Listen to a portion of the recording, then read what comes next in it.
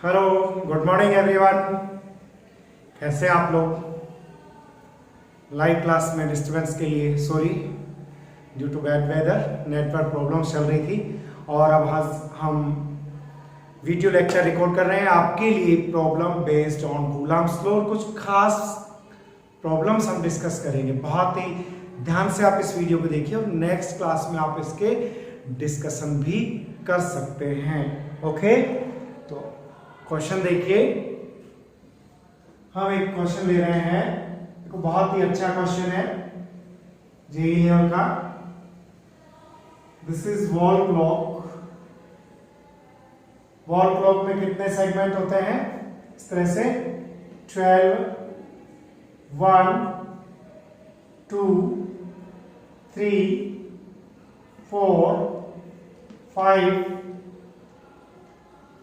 6, 7, 8, 9,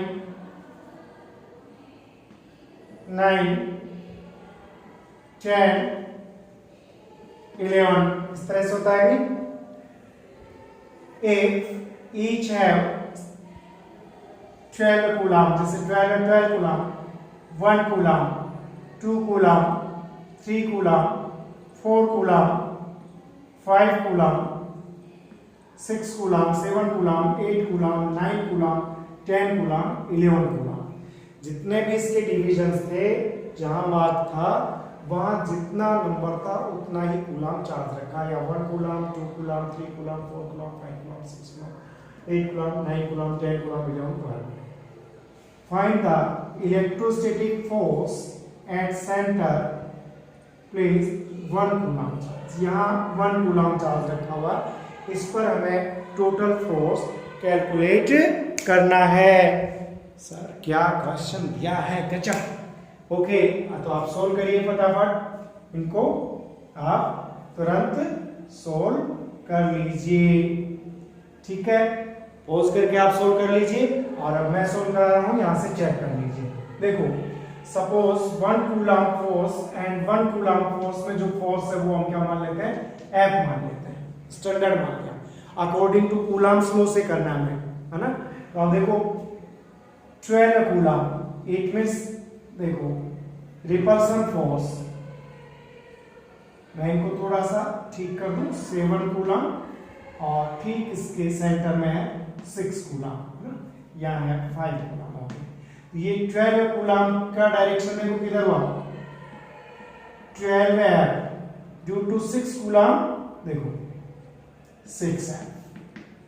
समझ में आई क्या बात? ये एक बात ढंग से क्लियर कर लोगे, सारा आ जाएगा, मजा आ जाएगा। देखो, due to 12 coulomb force 1 coulomb, repulsion force is 12F और दिस वन इज 6F। तो जब हमारे पास ये सिचुएशन हुई कि ये 6F जस्ट अपोजिट डायरेक्शन में 12F, तो रिजल्टेंट फोर्स जो ये लगा कितना हो गया? 12 माइनस 6F हो गया बेटा। क्लियर? तो जब ये क्लियर हो गया तो अब मैं सोल्व में कर दूं इसको हटा के, कि देखो resultant force is 6F। Done. अब नाउ देखो, this one is 1 coulomb, this one is 7 coulomb, 8 और यहां क्या है? 7 कूलम। तो देखो वापस due to 7 coulomb opposite 1 coulomb, देखो ये फोर्स कितना हो गया? 6F। ठीक है, अब 8 एंड 2 देखो, ये कितना हो गया? फिर 6F। ये देखो कितना हो गया? 6F। इधर से देखो कितना हो गया? 6F। समझ में आ रहा है क्या? तो वापस इसको थोड़ा सा क्लियर बना देता हूं, है ना, थोड़ा बड़ा कर देते हैं ताकि आपके अच्छे से समझ में आए।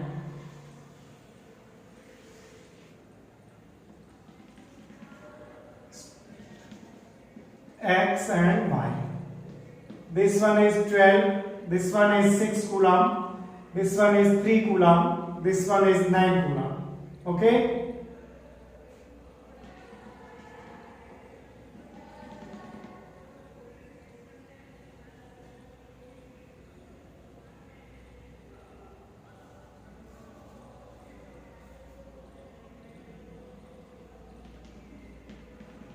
This one is 1 coulomb. This one is 2 coulomb.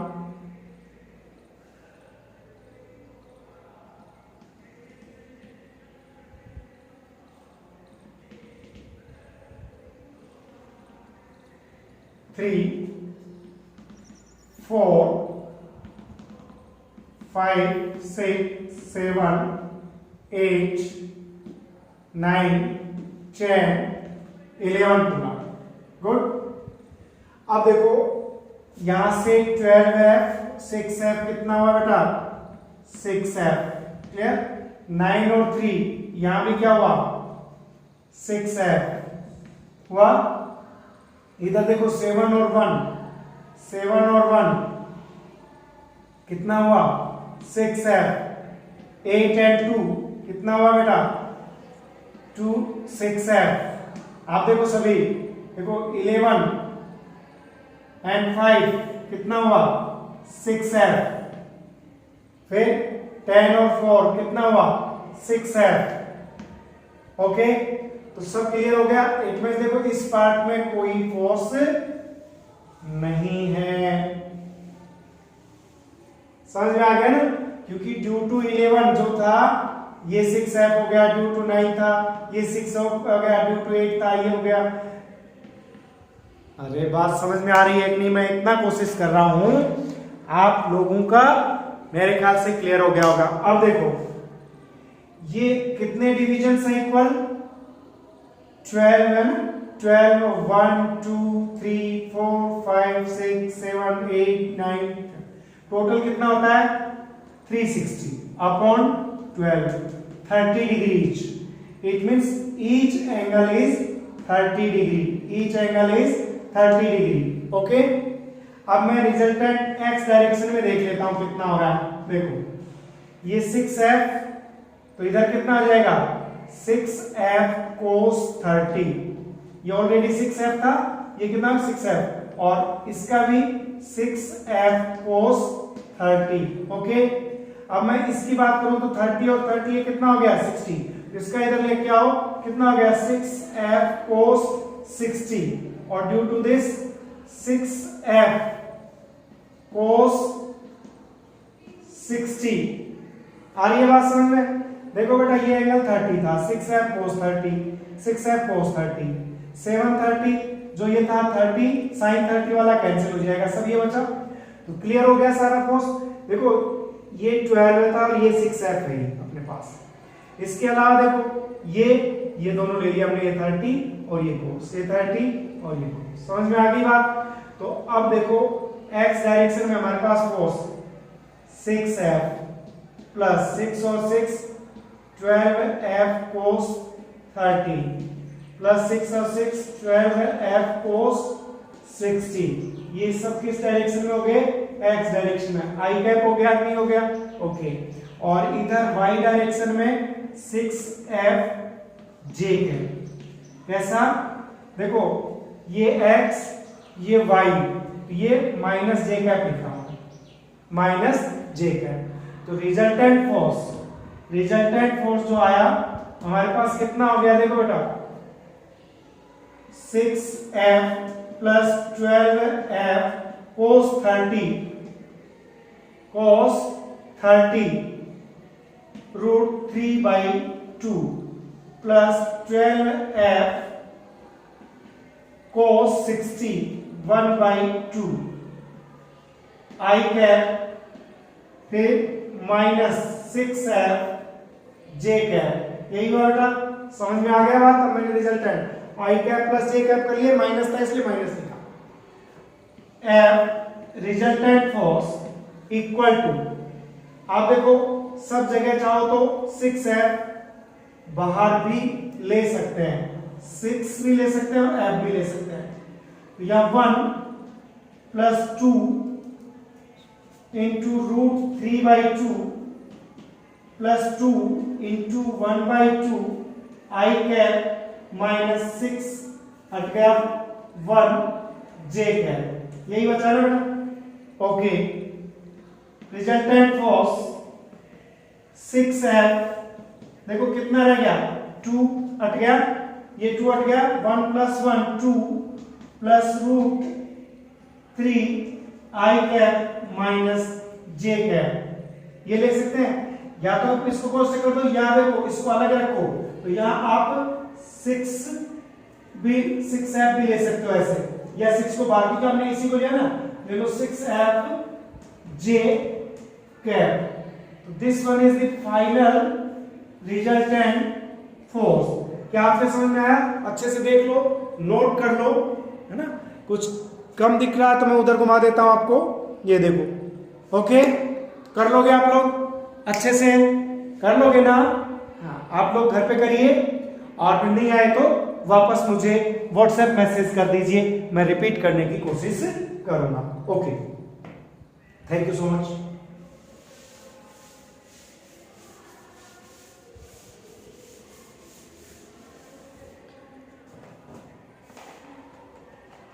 इसके बाद एक और शानदार क्वेश्चन में जेईई एडवांस लेवल का, देखो this one is x axis, this one is y axis.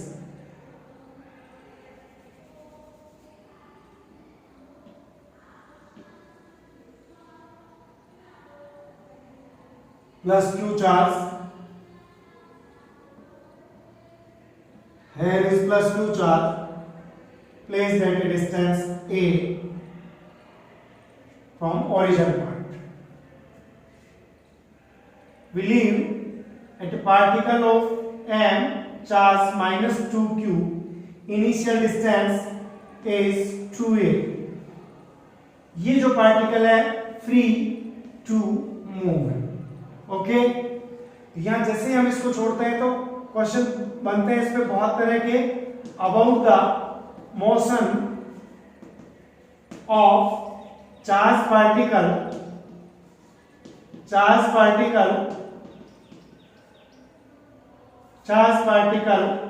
Minus Q, इस पार्टिकल की हमें बात करनी है।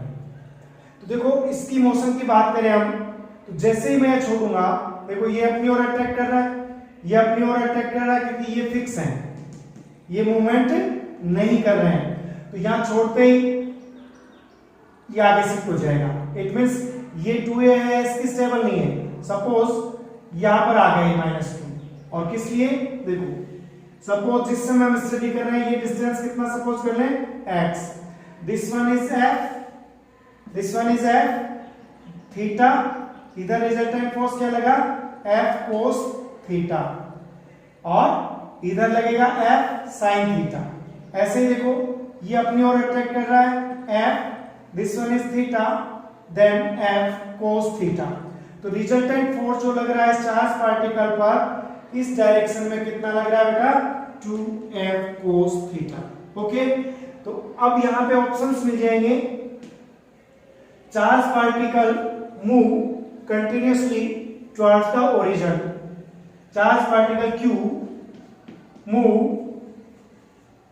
towards origin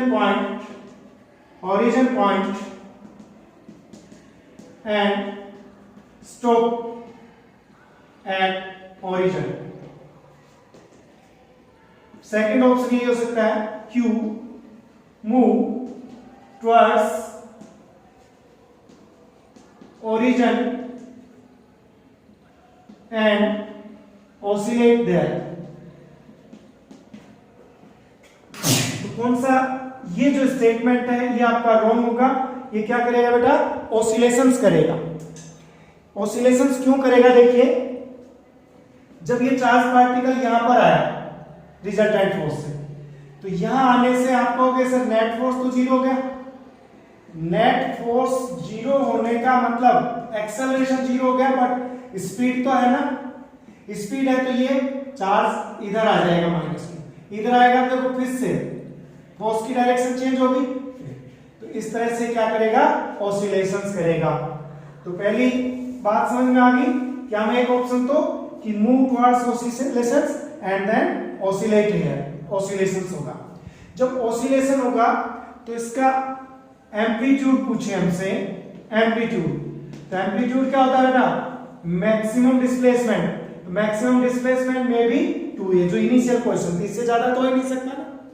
फिर हमें इसी पर थर्ड क्वेश्चन क्या पूछा जा सकता है, रिजल्टेंट फोर्स। रिजल्टेंट फोर्स, यदि हम रिजल्टेंट फोर्स फाइंड करें तो देखो यहाँ पे, हेलो, रिजल्टेंट फोर्स कितना है बेटा, resultant force F cos theta plus F cos theta कितना आ रहा है, 2F cos थीटा। हम यहां सोल्व कर दें, resultant force Fr equal to 2F cos theta.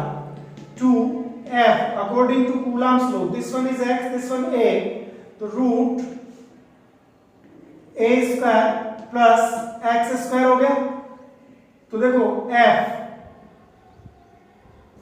2, F का मतलब K, Q1 Q2 upon R square, under root हट गया, कोस थीटा। कोस थीटा देखो बेस अपॉन हाइपोटेन्सिव, तो बेस कितना है यहाँ पे x अपॉन हाइपोटेन्सिव कितना है a square plus x square under root 1/2। Clear? तो देखो कितना हुआ F रिजल्टेंट 2, और ये प्लस माइनस तो माइनस है, और 2 K Q x upon a square plus x square power हुआ 1 plus 1/2, 3/2। This one is right. Okay, और इसी को कैसे लिख सकते हैं हम, इसी को कैसे लिख सकते हैं बेटा, Fr इक्वल टू, यहाँ K कांस्टेंट है, वैल्यू रख दूं मैं इसकी 2K की, तो Q x upon 2 pi epsilon 0 a square plus x square 3/2। ये भी तो लिख सकता हूं मैं। Here f is not directly proportional to minus x, so this is not SHM, this is not SHM, only oscillatory motion, only oscillatory motion। अरे बात समझ में आई क्या? क्वेश्चन जेई का है जहां आंसर्स मोर देन वन हो सकते हैं, सेक्शन बी में जो क्वेश्चन आते हैं। तो क्वेश्चन क्या है समझ में आया क्या आपके? यहाँ पार्टिकल को छोड़ा, ये इधर जा रहा है, ये बात सही है, लेकिन यहाँ रुकता नहीं है, ओसिलेशन करता है। तो ओसिलेशन करेंगे तो ऑप्शन दिया जा सकता है ओनली ओसिलेशंस, या फिर एसएचएम भी होगी। तो एसएचएम की कंडीशन है एक्स में और एफ में लीनियर रिलेशन, तो लीनियर रिलेशन तो नहीं है यहाँ, तो ये डायरेक्ट रिलेशन नहीं है, तो not SHM, only oscillatory motion होंगी, ओनली ऑसिलेशंस होंगे। ठीक है, ऑसिलेशंस होंगे तो what will be time period of charge particle, what will be frequency of charge particle, ये भी पूछ सकते हैं। तो देखो यहां पे हम क्या करें, एक कंडीशन लगा सकते हैं बेटा, if x is very small, then x is very small, then x square can be neglected। हम x को नहीं, x स्क्वायर, x स्मॉल है, x स्क्वायर और स्मॉल होगा तो हम इसको छोड़ सकते हैं। इसको छोड़ा तो देखो क्या बना हमारे पास, फॉर्मूला देखना बेटा, f equal to minus q q x, हमने छोड़ा किसको, x स्क्वायर का, x को नहीं छोड़ा, 2 pi epsilon naught a square into 3/2 करना, कितना हो गया a क्यूब। ये रिलेशन समझ में आया क्या? सर देखिए नीराम दिखाते हैं आपको, f equal to minus q into q x 2 pi epsilon naught a cube. समझ में आया? तो here this part is constant, this is completely constant, and f direct proportional to minus x, f direct proportional to minus x, f direct proportional to minus x। यहां से हम क्या ले सकते हैं, f प्रोपोर्शनल टू डायरेक्ट, तो here this one is SHM, ये क्या होगा, SHM होगा। अब यहां पे SHM होगा तो हमसे फ्रीक्वेंसी पूछी जा सकती है। फ्रीक्वेंसी के लिए देखो इस रिलेशन में जब हम x को छोड़ दिए थे तो यहाँ कांस्टेंट हमारे पास आ रहा है q into q upon 2 pi epsilon naught mg।